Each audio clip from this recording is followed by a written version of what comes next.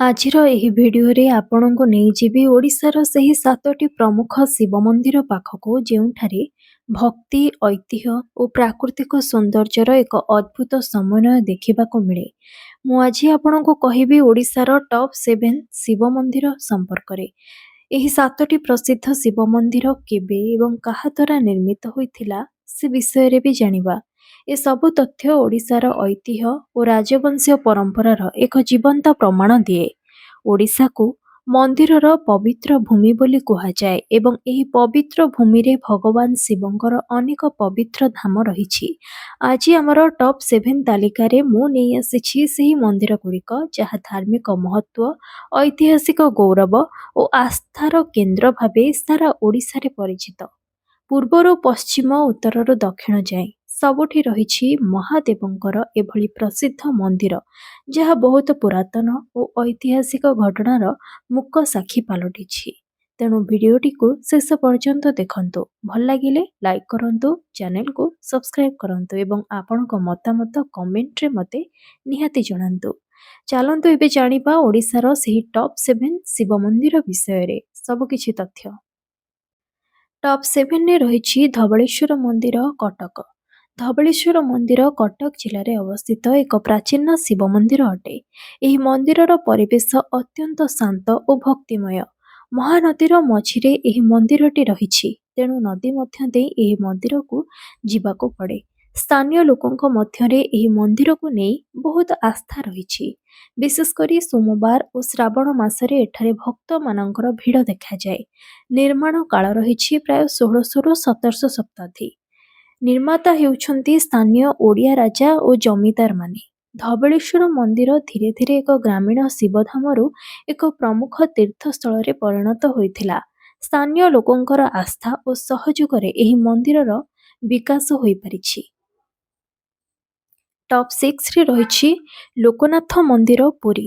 ପୁରୀର ଲୋକନାଥ ମନ୍ଦିର ଜଗନ୍ନାଥ ଧାମ ସହିତ ଗଭୀର ଭାବେ ଜଡ଼ିତ। କୁହାଯାଏ ଯେ ଭଗବାନ ଶିବ ଏଠାରେ ପୁରୀ ଧାମର ରକ୍ଷକ ଭାବେ ବିରାଜମାନ। ମନ୍ଦିରର ଶିବଲିଙ୍ଗ ସବୁବେଳେ ପାଣି ମଧ୍ୟରେ ରହିଥାଏ, ଯାହା ଏହାକୁ ଅନ୍ୟ ମନ୍ଦିରଠାରୁ ଅଲଗା କରେ। ମହାଶିବରାତ୍ରି ସମୟରେ ଏଠାରେ ବିଶେଷ ପୂଜା ଓ ଉତ୍ସବ ହୁଏ। ନିର୍ମାଣ କାଳ ରହିଛି ପ୍ରାୟ 1200 ଶତାବ୍ଦୀ। ନିର୍ମାତା ହେଉଛନ୍ତି ଗଙ୍ଗବଂଶର ରାଜାମାନେ। ସେମାନେ ଏହି ମନ୍ଦିରକୁ ନିର୍ମାଣ କରିଥିଲେ। ଇତିହାସ ଅନୁସାରେ ପୁରୀ ଜଗନ୍ନାଥ ମନ୍ଦିର ନିର୍ମାଣ ସମୟରେ ଏହି ଲୋକନାଥ ମନ୍ଦିରକୁ ମଧ୍ୟ ବିକଶିତ କରାଯାଇଥିଲା, କାରଣ ଶିବଙ୍କୁ ଏଠି କ୍ଷେତ୍ରପାଳ ଭାବେ ପୂଜା କରାଯାଏ। ଏହାପରେ ଟପ୍ 5ରେ ରହିଛି ଆଖଣ୍ଡଳମଣି ମନ୍ଦିର, ଆରଡ଼ି, ଭଦ୍ରକ। ଭଦ୍ରକ ଜିଲ୍ଲାରେ ଅବସ୍ଥିତ ଆଖଣ୍ଡଳମଣି ମନ୍ଦିର ଓଡ଼ିଶାର ଏକ ପ୍ରସିଦ୍ଧ ଶକ୍ତିଶାଳୀ ଶିବଧାମ। ଏହି ମନ୍ଦିର ସାଳନ୍ଦୀ ନଦୀ କୂଳରେ ଅବସ୍ଥିତ। କଥା ଅଛି ଏଠାରେ ପୂଜା କଲେ ଭକ୍ତମାନଙ୍କର ସମସ୍ତ ମନୋକାମନା ପୂରଣ ହୁଏ। ଶ୍ରାବଣ ମାସରେ ଏଠାରେ ଲକ୍ଷାଧିକ କାଉଡ଼ିଆ ଭକ୍ତ ଜଳ ଆଣି ଭଗବାନ ଶିବଙ୍କୁ ଅର୍ପଣ କରନ୍ତି। ନିର୍ମାଣ କାଳ ରହିଛି ପ୍ରାୟ 1800 ଶତାବ୍ଦୀ। ସ୍ଥାନୀୟ ଜମିଦାର ଓ ରାଜପ୍ରଶାସନ ଏହି ମନ୍ଦିରକୁ ନିର୍ମାଣ କରିଥିଲେ। ଲୋକକଥା ଅନୁସାରେ ଏଠାରେ ଭଗବାନ ଶିବ ଆଖଣ୍ଡଳମଣି ରୂପେ ସ୍ୱୟଂ ଉଭା ହୋଇଥିଲେ। ଧୀରେ ଧୀରେ ଶ୍ରାବଣ ମାସର କାଉଡ଼ିଆ ଯାତ୍ରା ଏହି ମନ୍ଦିରକୁ ରାଜ୍ୟ ସ୍ତରରେ ପ୍ରସିଦ୍ଧ କରିଥିଲା। ଏହାପରେ ଟପ୍ 4ରେ ରହିଛି ପଞ୍ଚଲିଙ୍ଗେଶ୍ୱର ମନ୍ଦିର, ବାଲେଶ୍ୱର। ପଞ୍ଚଲିଙ୍ଗେଶ୍ୱର ମନ୍ଦିର ବାଲେଶ୍ୱର ଜିଲ୍ଲାରେ ଅବସ୍ଥିତ। ଏଠାରେ ପାହାଡ଼ ତଳେ 5ଟି ଶିବଲିଙ୍ଗ ପ୍ରାକୃତିକ ଭାବେ ଜଳଧାର ବା ଝରଣା ମଧ୍ୟରେ ପାତାଳ ଫୁଟା ହୋଇଛନ୍ତି। ସହଜରେ ଏହି ଲିଙ୍ଗ ଦେଖାଯାଏନି। ଅନେକ ଜଣ ଝରଣା ପାଣି ଭିତରେ ହାତ ପୁରାଇ ଲିଙ୍ଗକୁ ସ୍ପର୍ଶ କରିଥାନ୍ତି ଏବଂ ଜାଣିଥାନ୍ତି। ଏହି ସ୍ଥାନର ପ୍ରାକୃତିକ ସୌନ୍ଦର୍ଯ୍ୟ ଓ ଧାର୍ମିକ ମହତ୍ତ୍ୱ ଭକ୍ତ ଓ ପର୍ଯ୍ୟଟକଙ୍କୁ ଆକର୍ଷିତ କରେ। ମନ୍ଦିର ଚାରିପାଖରେ ଘଞ୍ଚ ଜଙ୍ଗଲ ଓ ପାହାଡ଼ ଥିବାରୁ ପରିବେଶ ବହୁତ ଶାନ୍ତ ଲାଗେ। ନିର୍ମାଣ କାଳ ଯଦି ଆମେ ଆଲୋଚନା କରିବା ତେବେ ସ୍ପଷ୍ଟ ରୂପେ କୌଣସି ଐତିହାସିକ ତଥ୍ୟ ଉପଲବ୍ଧ ନାହିଁ, ତଥାପି ପ୍ରାଚୀନ କାଳରୁ ଏହି ମନ୍ଦିରଟି ରହିଛି। ତଥାପି ସ୍ଥାନୀୟ ରାଜା ଓ ଭକ୍ତମାନଙ୍କ ଦ୍ୱାରା ପର୍ଯ୍ୟାୟକ୍ରମେ ଏହି ମନ୍ଦିରର ଉନ୍ନତି ହୋଇଛି। ପଞ୍ଚଲିଙ୍ଗେଶ୍ୱର ଏକ ପ୍ରାକୃତିକ ତୀର୍ଥସ୍ଥଳ। ଏଠାରେ ପାହାଡ଼ ତଳୁ ପ୍ରାକୃତିକ ଭାବେ 5ଟି ଶିବଲିଙ୍ଗ ବାହାରିଥିବାରୁ ଏହାର ନାମ ପଞ୍ଚଲିଙ୍ଗେଶ୍ୱର ରହିଛି। ସମୟ ସହିତ ସ୍ଥାନୀୟ ଶାସକ ଓ ଭକ୍ତମାନେ ଏଠାରେ ମନ୍ଦିର ପରିସର ଓ ଯାତ୍ରୀ ସୁବିଧା ବିକଶିତ କରାଇଛନ୍ତି। ଏହାପରେ ଟପ୍ 3ରେ ରହିଛି କପିଳାସ ମନ୍ଦିର ଢେଙ୍କାନାଳ। କପିଳାସ ମନ୍ଦିର ଢେଙ୍କାନାଳ ଜିଲ୍ଲାର କପିଳାସ ପାହାଡ଼ ଉପରେ ଅବସ୍ଥିତ। ଏହା ଭଗବାନ ଚନ୍ଦ୍ରଶେଖର ଶିବଙ୍କର ପବିତ୍ର ଧାମ ଭାବେ ପରିଚିତ। ମନ୍ଦିରକୁ ପହଞ୍ଚିବା ପାଇଁ ସିଡ଼ି ଓ ରାସ୍ତା ଦୁଇଟି ବ୍ୟବସ୍ଥା ଅଛି। ପାହାଡ଼ ଉପରୁ ଦେଖାଯାଉଥିବା ପ୍ରାକୃତିକ ଦୃଶ୍ୟ ମନକୁ ଶାନ୍ତ କରେ।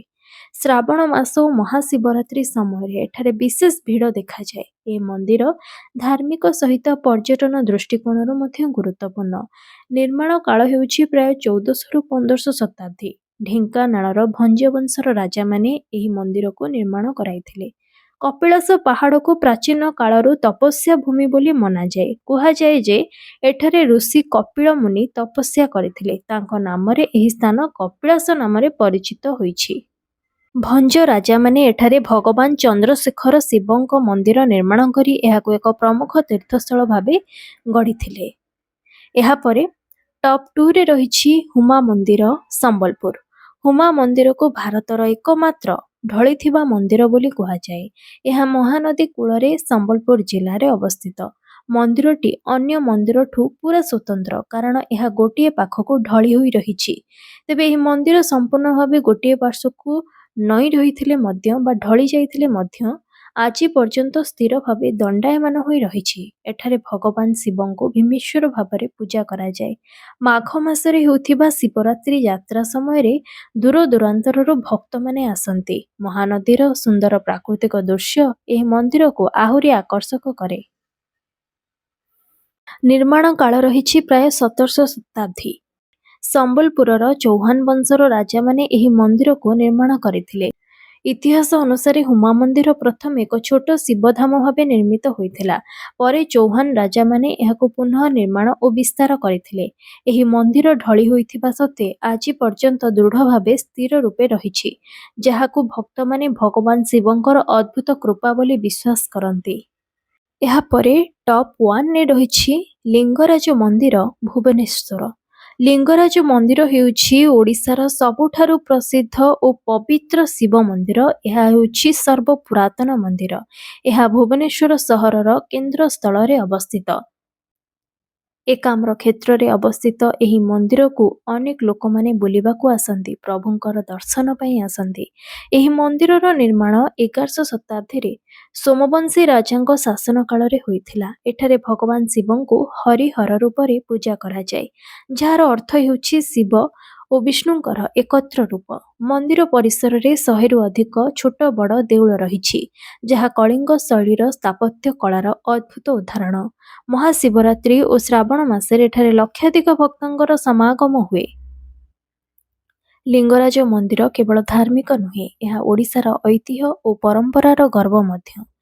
ନିର୍ମାଣ କାଳ ଯଦି ଦେଖିବା ତେବେ ଏହା ପ୍ରାୟ 1000ରୁ 1100 ଖ୍ରୀଷ୍ଟାବ୍ଦ ମଧ୍ୟରେ ତିଆରି ହୋଇଛି। ସୋମବଂଶୀ ରାଜବଂଶ ଏହାକୁ ତିଆରି କରିଥିଲେ। ବିଶେଷ କରି ରାଜା ଯଯାତି କେଶରୀ ଓ ତାଙ୍କର ଉତ୍ତରାଧିକାରୀମାନେ ଏହି ମନ୍ଦିରର ନିର୍ମାଣ କରାଇଥିଲେ।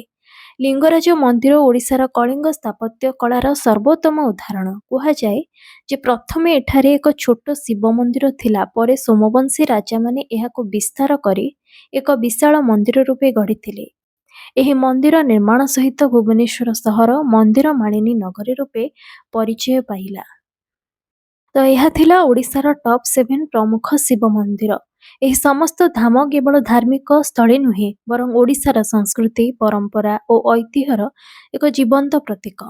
ଏବେ କମେଣ୍ଟରେ ଲେଖନ୍ତୁ ଆପଣଙ୍କ ଜିଲ୍ଲାରେ ଏଭଳି କେଉଁ ପ୍ରସିଦ୍ଧ ଶିବ ମନ୍ଦିର ରହିଛି ଏବଂ ତାର ନାମ କ'ଣ?